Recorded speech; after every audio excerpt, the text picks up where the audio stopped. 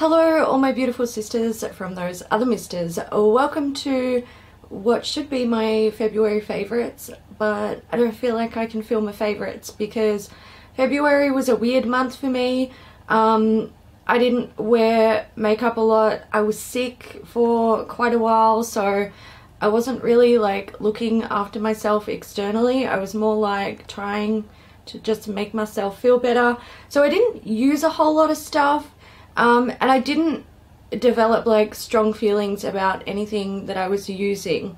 And I also wasn't really using anything new to my stash. So I figured this month, and potentially even for the rest of the year, depending on how I feel month to month when it comes to filming these videos, I'm just gonna do like monthly beauty recaps. So that is what this video is going to be. It's essentially just a recap of things I was using in February that sort of stood out for one reason or another. So I've got my box of goodies here, and I'm just going to take from the top because that's going to be the easiest way to get through them.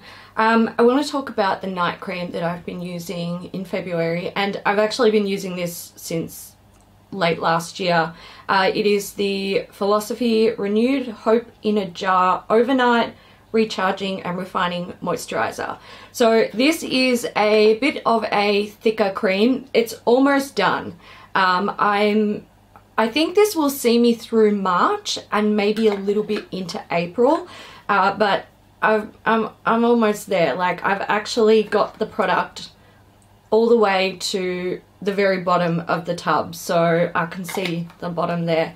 This is a really, really nice night cream. It's hydrating, and in the morning my skin feels really nice and soft and plump. So my routine in the morning is to get up and wash my face. I wash my face at the basin with a cleanser, which I will actually show you in a second.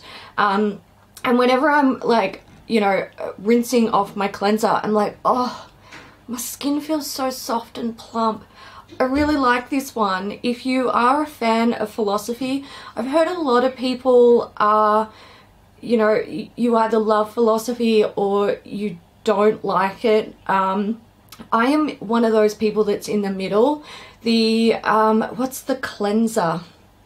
There's a cleanser, I can't think of what it's called, but that, like, it's a 3-in-1 cleanser. It's meant to be able to like remove makeup, cleanse the skin and tone. That gives me issues. It breaks me out and it makes my skin feel a bit irritated and uncomfortable. So I have products in the range that I can't use on my skin, and I have ones that I really love. I also love the Microdermabrasion Cleansing Duo. That thing is fantastic. I love it. But this is another one that has gone onto my love list. I've been really enjoying it. And I'm kind of going to be sad when it's gone because I really like waking up with that soft, plump, like supple feeling skin. It's a lovely feeling. My morning cleanser has been the Niod Sanskrit Saponins. Now, this is something I have used in the past for quite a while, and I've decided very recently to focus on this. Fly, go away. Don't start me. I've been working on this for a long time, and I've decided I want to finish it up. Now, originally when I started using this, I was using it morning and night because that's when it says to use it. However, when I take off my makeup in the evening, I like a cleanser that can go all over my face, including over my eyes, to make sure I'm getting rid of any mascara or eyeliner or eyeshadow that I missed. Now, when I put this around my eyes, if I'm not extremely careful and I accidentally get this in my eyes, it burns for hours, and it's uncomfortable to the point where I can't stand it. Like, I can't keep my eyes open and I have to go to the basin and flush my eyes, and flushing my eyes doesn't even help. Like, it helps to sort of soothe the burn initially, but once I stop flushing it with water, the burn comes back. So I don't know if I'm like particularly sensitive to this product when I get it in my eyes. It doesn't irritate my skin anywhere else. In fact, I quite like the effect that it has on my skin. But if I get it in my eyes, it's problematic. So I don't use it in the evening. I only use it in the morning when I know that I'm not trying to remove any excess makeup from around my eyes. And when I use it, I completely avoid my eyes. I only put it like around my face, nowhere near my eyes. So I do like what this does for my skin. I feel like it leaves my skin really nice and soft and definitely not stripped of any like hydration that it already has, which I really enjoy. But not being able to use it morning and night kind of makes me a bit sad, because I do feel like this could have potential. It's got some pretty cool claims, like it's meant to help to tighten the skin and brighten the skin and all that stuff. But I feel like I can't get the most out of it because I can't use it twice a day. It's not one I would repurchase, but I've been enjoying it enough for the purpose that it has, a morning cleanse. I have another cleanser here. This looks ridiculous. This is the Boscia Jelly Ball Cleanser. So that's what I've got left. Okay, so I've had this for a while. Simon picked it up for me when he went overseas, but it is available in Sephora stores now. So we were at Sephora Melbourne Central and we saw Boscia, which, you know, it's cool. They have the jelly ball. So if you do want to get your hands on this and you're an Aussie, you can find it in Sephora stores. So that's a great thing. Now, for me, this particular product, when I first started using it, I really enjoyed it. And then I started to get dry, flaky skin on my forehead. And I've had this a few times with cleansers in the past. One that comes to mind was the Glam Glow Youth Cleanse, in the black bottle. So I put this aside to see if that is in fact what was causing the issue, and it cleared up within, I don't know, I think it was about 2 days or something. I pulled it out again recently because my skin has been in a much better condition, and sort of, you know, it's not as upset as it was when I first started using this, and I thought maybe my skin was just a little bit like sensitive and upset at that time, so it wasn't responding well to this. So I pulled it out again and I thought, let's see if I can finish it up, and I started getting the flaky, dry, sad skin on my forehead again. So I'm getting rid of this. I'm not going to try and finish it up. It's not much there.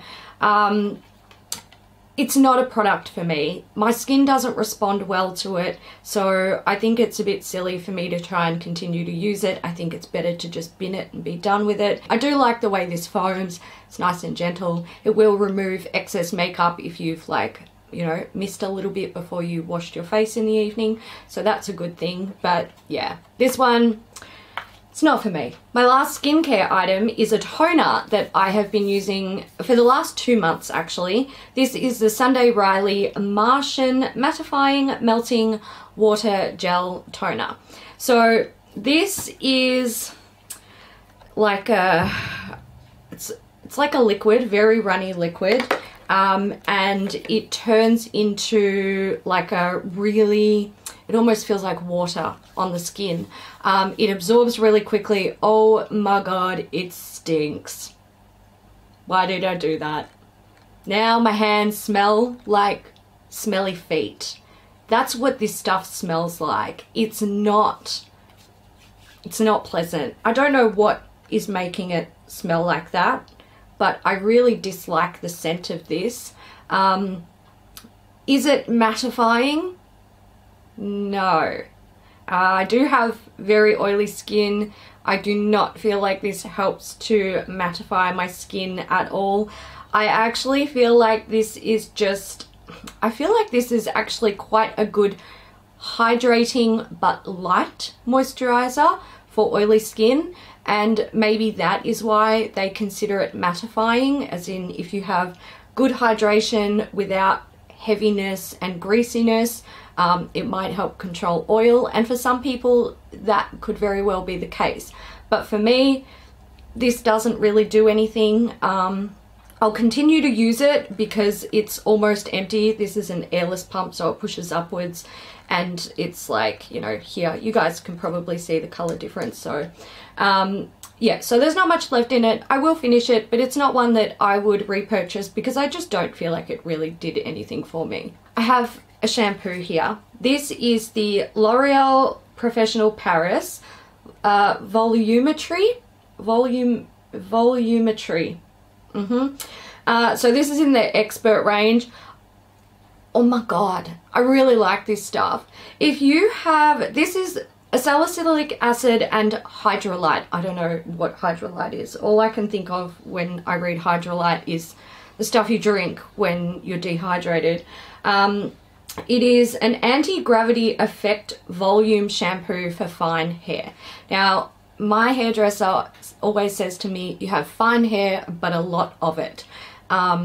So I always sort of go for things that work with fine hair. And this has been awesome.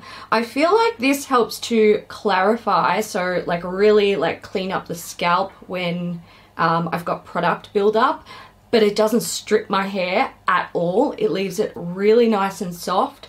I don't know if it really adds volume, but I think because my hair is, or my hair and my scalp is really clean, but not really stripped, I feel like I get maybe a little bit of volume. It looks like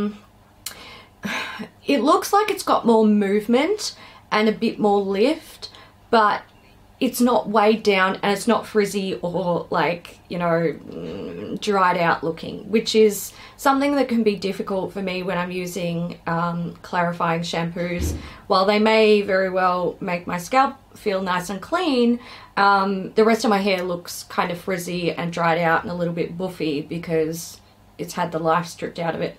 I've been loving this. I would totally 100% buy it again, and I would buy it in a massive bottle because this is getting to the point where it's almost finished and I'm like, oh my god, when I run out, what if I don't like the other shampoos I've got? And I'm on this low buy and I don't want to buy more shampoo, so I'm kind of savoring this. It's my baby. But if you have fine hair and you're looking for something that will clarify without stripping it or drying it out, I would 100% recommend checking this one out.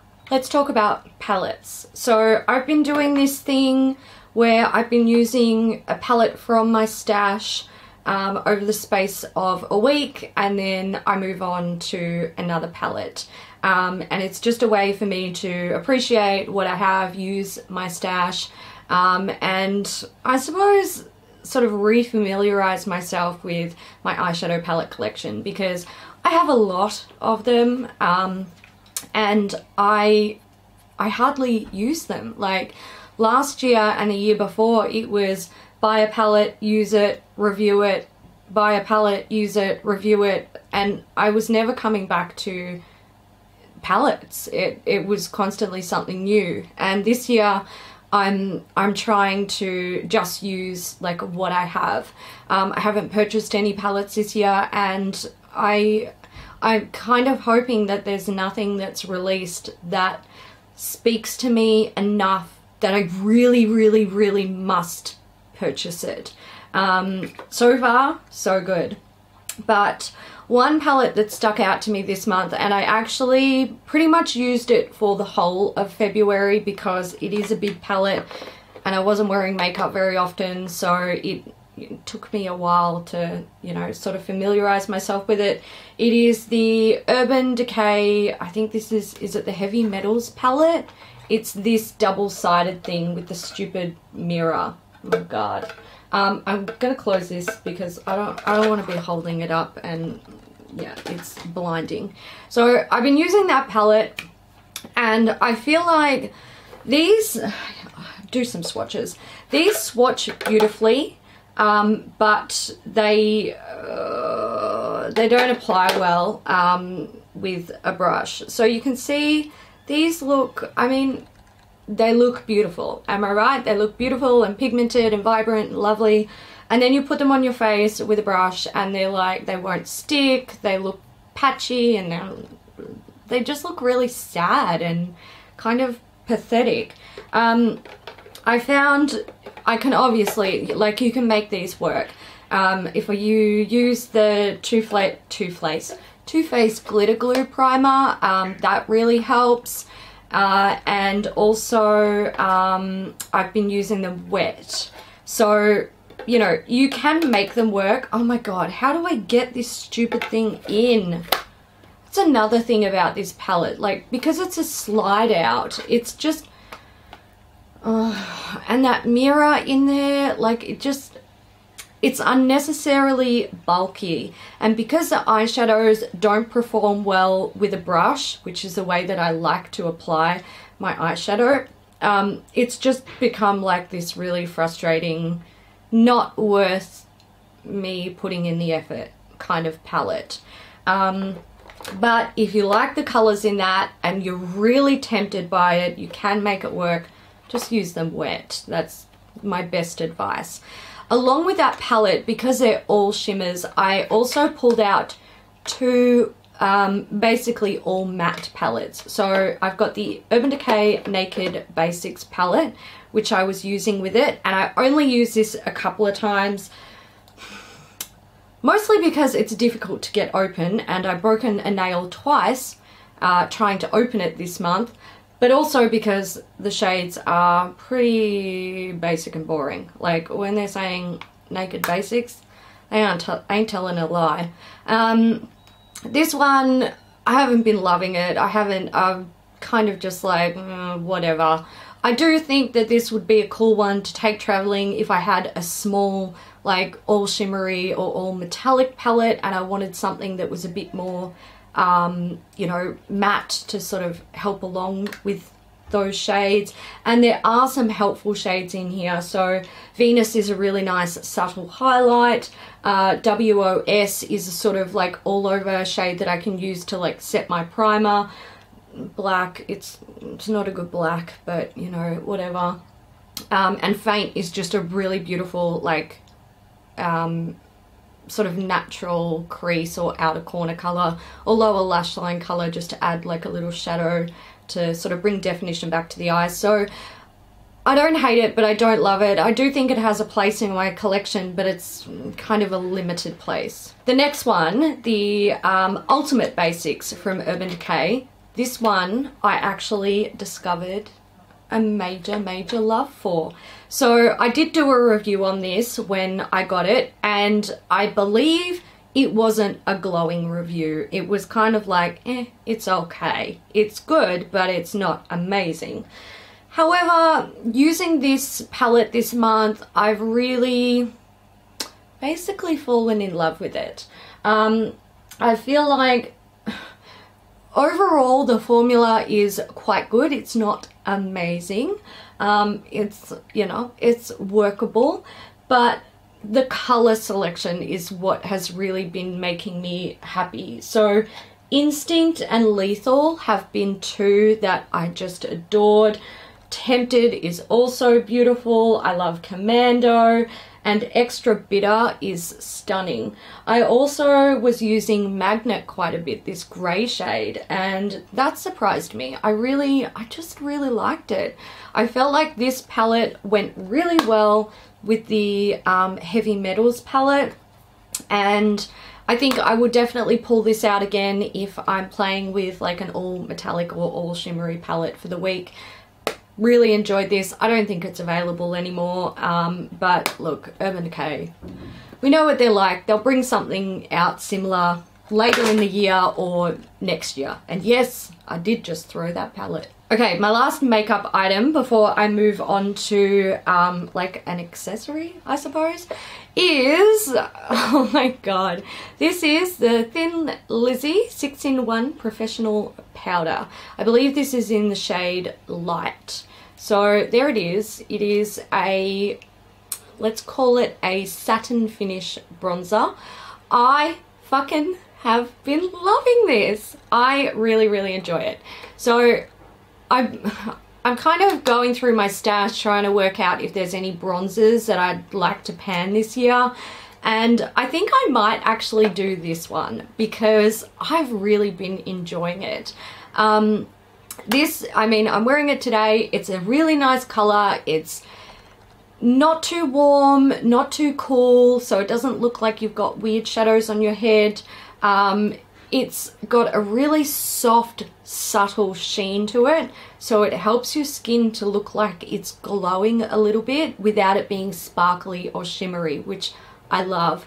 I also love that I use like a big fluffy brush to apply this, and I just bang my brush in there and like swirl it around. And I feel like no matter how rough or quick or like how much I'm rushing to do my makeup, I can't screw this up. It just goes on so smoothly, and it doesn't go on like patchy or too heavy. I just, look, it really surprises me. You know, it's the sort of thing, we've all seen the Thin Lizzy ads on like the infomercial channels, and okay, I wouldn't use it as a foundation, a lip color, an eyeshadow. Like, okay, you could, but I wouldn't do it. But as a bronzer, I really, really like this. So I can see why it's on Priceline shelves. Yeah, I think it's a good one, and I've been really loving it lately. My last product is lashes, and these are from Boca Beauty. This is the brand that Jacob launched, and I am so excited for him. You gotta give this kid props. He's done well. He's released really beautiful lashes. I'm wearing them today. I'm wearing the Stephanie lashes. So what I've done is I've taken one of the lashes and I've cut it in half, and I've put them on my outer corners, and that's, I've got small eyes. Most lashes do not fit my face. It's a thing. But these are really beautiful.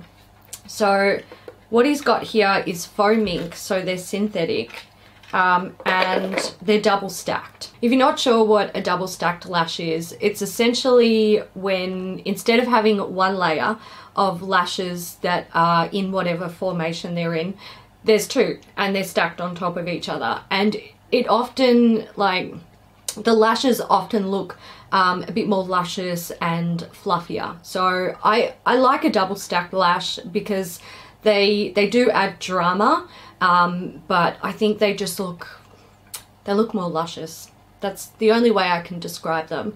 Something I love about Jacob's lashes is the band is really soft and malleable. Now, usually with like a solid band, when you pull the lashes out, they're quite stiff, and you've got to do the rolling technique to soften them, which is doing one of these ones where you like roll it back and forth. You don't need to do that with these. The band is so soft, you can go straight from packet to lash brand new. The actual lashes themselves are really soft. They're not, you know, a lot of synthetic lashes, they can feel cheap. Literally, they can feel cheap. The lashes can feel really stiff and plasticky.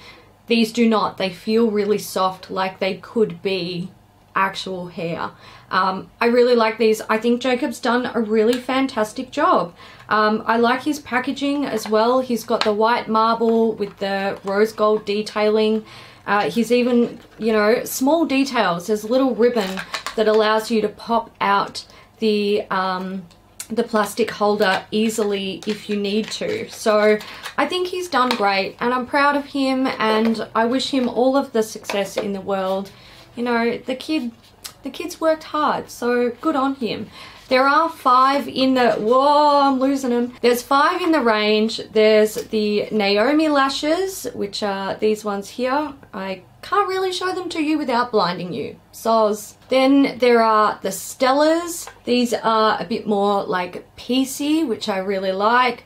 They are very pretty little lashes. We've got the Gigi's, which are mega huge drama, like get the fuck out of the way. These lashes make no apologies for being bold. And then there are the Angel lashes, and again, these are a bit more piecey, but very bold and out there. I really, look, what can I say? Good job, Jacob. Well done. I'm proud of you. Fucking go get him. Alright guys, so that's it for my February beauty recap. Before I go, I want to give a little update on my low buy for 2018.